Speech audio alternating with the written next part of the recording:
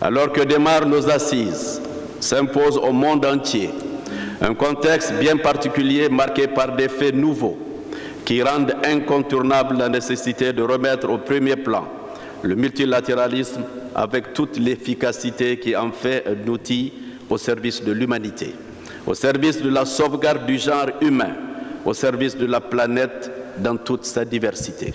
Pour ce qui est du plus grand défi du moment, le terrorisme, qui sévit en Afrique de l'Ouest et plus particulièrement au Sahel, la préoccupation est double.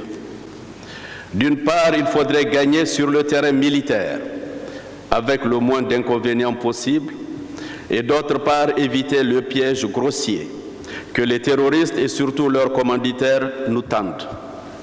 Il s'agit de la volonté manifeste de nous distraire de la vraie bataille qui est la nôtre, celle du développement au moyen des immenses richesses potentielles que la Providence a mises en nous-mêmes, sous nos pieds et dans nos terroirs. À cet égard, il ne s'agit pas de se tromper de combat. Le terrorisme, même militairement défait, gagnerait si nous devions mettre en veilleuse nos plans et programmes de développement pour le combattre.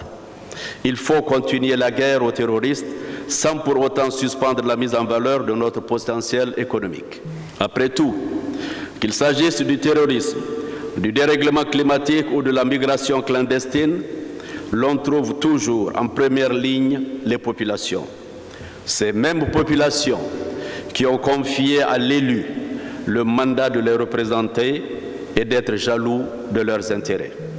À cet égard, par un système de formation et d'information, l'institution parlementaire se doit de donner aux députés les moyens d'avoir, en toutes circonstances, des idées et une compréhension claire des phénomènes qui perturbent le quotidien des populations et du pays.